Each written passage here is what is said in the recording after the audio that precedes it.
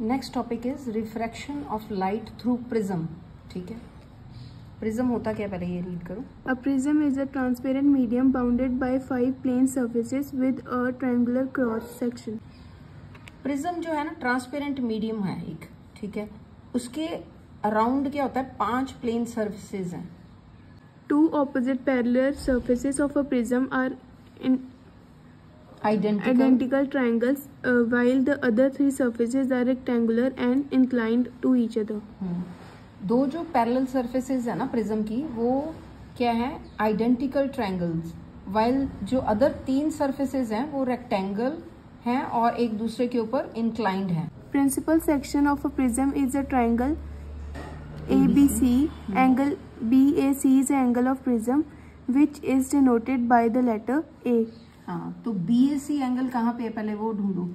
BAC, ये B है और ये A और ये C, तो यहाँ पे एंगल है। इसके कितने नाम है, इसका एक नाम A है, एंगल A भी कह लेते हैं और एंगल BAC भी कह लेते हैं और CAB भी कह लेते हैं। ठीक है, इसको रीड करने के 3 तरीके हैं। तो ये जो एंगल है ना BAC, ये कौन सा एंगल है, angle of prism, which is denoted by letter A लिखा हुआ। Next, The 2 rectangular surfaces ABED and ACFD shown shaded are polished, which act as the refracting surfaces. हाँ, ये देखो 2 रेक्टेंगुलर सर्फेसेज हैं, रेक्टेंगुलर सर्फेसेज एक तो ये हो गया ABED, ठीक है, और दूसरी कौन सी है ACFD या ADFC भी बोल देते हैं। ठीक है, तो ये 2 रेक्टेंगुलर सर्फेसेज हैं, ये पॉलिश्ड होती हैं और यही रिफ्रैक्टिंग सर्फेसेज का काम करती हैं, इन्हीं के ऊपर जो है रेज पड़ेंगी। The line AD is the refracting edge and the rectangular surface BCFE is the base of the prism. हाँ, ये बेस है प्रिज्म का, ठीक है, ये वाला, और ये जो लाइन है ना AD, ये इसको क्या कहते हैं, रिफ्रैक्टिंग एज। ठीक है, और BCFE क्या है, BCFE इसको क्या कहते हैं, रेक्टेंगुलर सरफेस, और ये रेक्टेंगुलर सरफेस है और ये क्या है, इसका प्रिज्म का बेस है। Next is which is usually grounded or made rough. हाँ, ये नीचे ग्राउंडेड मतलब नीचे रखने के लिए इसको यही नीचे बॉटम पे पड़ी होती टेबल की सरफेस पे। Note, the 2 refracting surfaces of a prism are not parallel to each other, but they are inclined on each other, making an angle A called the angle of prism. हाँ, ये जो 2 refracting surfaces है ना, ये देखो, एक ये वाली एक ये वाली, ये A एंगल बना रही हैं और ये पैरेलल नहीं है, they are not parallel to each other. ठीक है, तभी तो एंगल ऑफ प्रिज्म बनता है angle A। In ray diagrams, a prism is usually shown only by its principal section ABC. हाँ, रे डायग्राम जब बनाएंगे ना आगे, तो उसको प्रिज्म को पूरा नहीं हम दिखा सकते, ये 3D है ना, लेकिन इसको हम ट्रायंगल की फॉर्म में ही दिखाते हैं रे डायग्राम्स में। Refraction of light through a glass prism. Figure 4.23 shows the principal section ABC of a glass prism. The angle of prism is angle BAC, which is equals to A. Let us consider a monochromatic ray of light, that is a light ray of single color. हाँ, mono मतलब 1, तो light ray of single colour, एक ही colour की white colour की light जो है, monochromatic light है, वो स्ट्राइक करेगी। ठीक है, कहाँ पे, प्रिज्म पे, और प्रिज्म को हमने कैसे डिनोट किया, ABC, इस तरीके से। ठीक है, और नेक्स्ट इज इसके ऊपर लाइट रे, अब देखो कौन सी पड़ रही है, OP, आगे रीड करो। OP striking the surface AB of the prism at the angle of incidence. हाँ, जब भी कोई रे इंसिडेंट रे स्ट्राइक करेगी तो यहाँ पे क्या बनाएगी, एंगल ऑफ इंसिडेंस। ठीक है, ये नॉर्मल हो गया, नॉर्मल के साथ, और एंगल ऑफ इंसिडेंस की हमने वो की थी ना डेफिनेशन, कि it is the angle between normal and incident ray, तो ये एंगल बन गया और ये जो है इंसिडेंट रे स्ट्राइक कर रही है P पे, और कौन सी सरफेस, AB सरफेस पे, और ये किसकी है, प्रिज्म की। It suffers refraction from air, rarer medium to glass, denser medium at the face AB, so the ray bends towards the normal PN, making an angle of refraction R1 and travels along PQ inside the prism. हाँ, अब ये देखो क्या हो रहा है, ये incident ray rarer, ये एयर से ग्लास में गई है ना, रेरर टू डेंसर। जब हमने कल भी किया था, रेरर टू डेंसर जाएगी तो it bends towards the normal, ठीक है। और ये it bends towards the normal, ये देखो जाना इसको इधर था स्ट्रेट अगर जाती तो लेकिन इसकी स्पीड क्या हो गई है बता सकते हो? कल कराया था आपको। इसकी स्पीड जब रेरर टू डेंसर जाएगी तो लाइट की स्पीड क्या होगी? डिक्रीज। हाँ, डिक्रीज होगी, वेरी राइट, स्लो डाउन हो जाएगी। और इसीलिए ये बेंड होगी टुवर्ड्स द नॉर्मल, क्योंकि ये स्पीड से होती तो ऐसे ही जाती, सेम स्पीड होती, सेम है नहीं। और ये इधर बेंड हो गई तो ये थोड़ी सी किस तरह हो गई? ऐसे, ठीक है। तो ये कौन सी लाइन इसको बोलेंगे? पी क्यू, ठीक है। नेक्स्ट रीड करो। Travels P Q inside the prism. हाँ, प्रिज्म के अंदर ये ट्रेवल करिए ऐसे। Thus PQ is the refracted ray. The refracted ray PQ now strikes the face AC of the prism at an angle of incidence R2. It suffers refraction from glass denser medium to airer medium at the face AC, so the ray bends away from the normal NQ and emerges out of the prism as QR at the angle of emergence. हाँ, अब ये देखो, ये रे जो है यहाँ पे स्ट्राइक हुई है, ठीक है। अब ये रे यहाँ पे, ये कौन सा मीडियम था? ये मीडियम है रेयर टू डेंसर। ये रेयर नहीं है, ये डेंसर है। ये अंदर वाला जो मीडियम है ये है ग्लास। ये डेंसर मीडियम टू रेयरर जानी है। अब यहाँ पे स्ट्राइक हुई है तो ये जो स्ट्राइक हो रही है ये कहाँ से? ये ग्लास से ही है। तो ग्लास कौन सा है? डेंसर। डेंसर मीडियम यहाँ पे स्ट्राइक हुआ, अब रेयरर पे जाना है तो फिर क्या होगा? इसकी स्पीड बढ़ेगी या कम होगी? वेरी राइट, हाँ, फास्ट हो जाएगी। तो जब फास्ट हो जाएगी तो फिर इसका जो ये अवे फ्रॉम नॉर्मल जाएगा या normal? Away from normal. Very right, क्योंकि इसकी स्पीड अगर ठीक होती, सेम होती, तो इसने सीधा जाना था ऐसे, ये सेम स्पीड से सीधा नहीं है, इसकी स्पीड बढ़ गई है तो ये अवे फ्रॉम नॉर्मल जाएगी। तो ये इमर्जेंट रे आ गई, OR। Read next. Note, due to the principle of reversibility of path of light ray, if a ray directed along RQ is considered as the incident ray, it will follow the path QPO. It means that for the incident ray RQ, the emergent ray will be PO. तो अगर सबसे पहले तो वो ये कह रहे हैं कि ये जो लाइन है, ये जो रे है, ये गई है और इसको क्या कहते हैं? QR को इमर्जेंट रे, ठीक है। तो अगर इधर से कोई चीज आएगी, रे आएगी, तो वो कैसे हो जाएगी? वो इधर हो जाएगी, ये वैसा वर्सा, ठीक है। तो इमर्जेंट रे फिर कौन सी हो जाएगी? अगर वो कह रहे हैं कि रे, if a ray directed along RQ is considered to be incident RQ, अगर RQ इंसिडेंट मान लो तो फिर जो है इमर्जेंट कौन सी हो जाएगी? PO। मतलब अगर इसको इंसिडेंट मान लेंगी तो फिर इधर आ जाएगा, ठीक है। फिर क्या होगा? Rare to denser. लेकिन वो आप भूल जाओ, अभी यही याद रखो कि ये रे इंसिडेंट है, ये कौन सी है? ये रिफ्रैक्टेड है और ये इमर्जेंट है, ठीक है। Next is Thus, in passing through a prism, a ray of light suffers refraction at the two identical inclined faces AB and AC of a prism. In each refraction, the ray bends towards the base of the prism.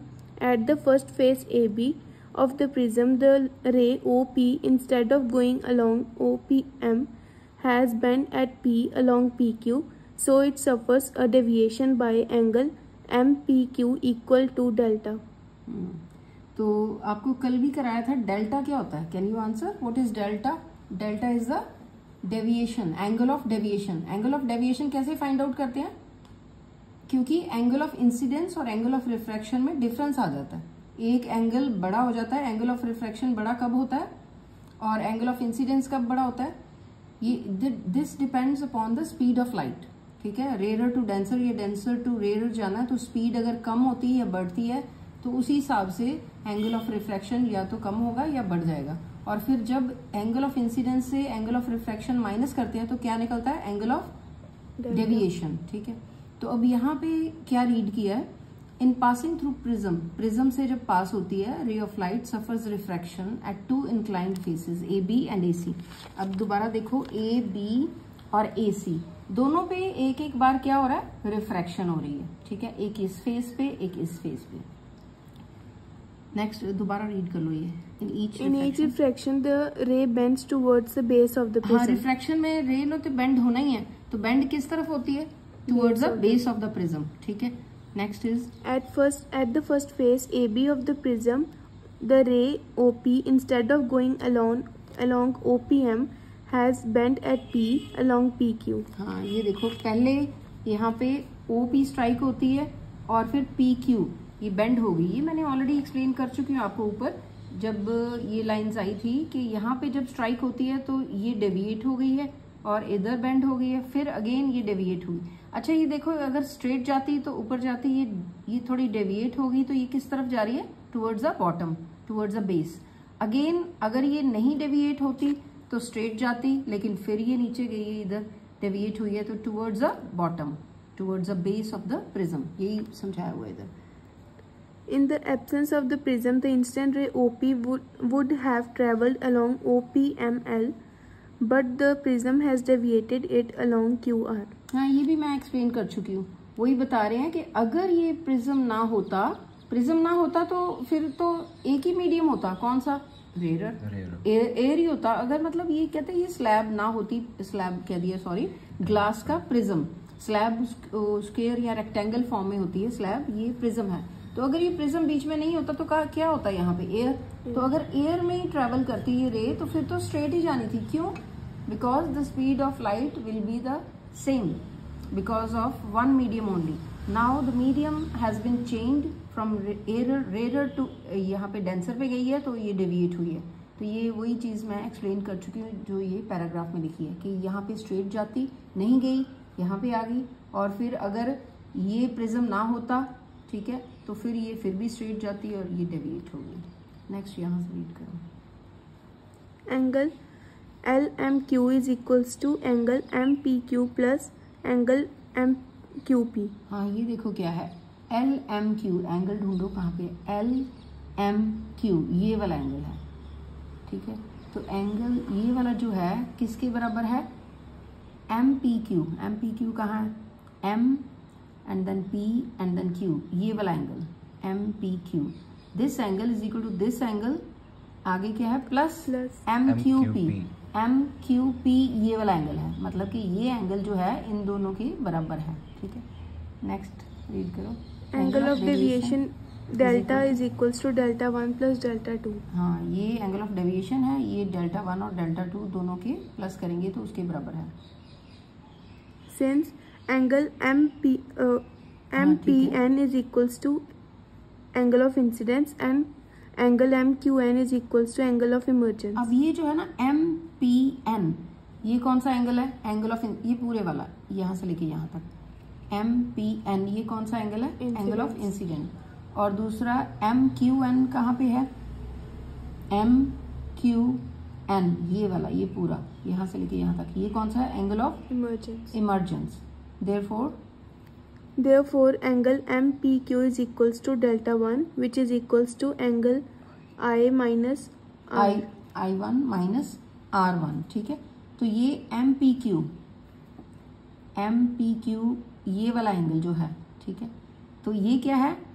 I1 minus R1। तो I1 क्या था? ये, और R1 क्या है?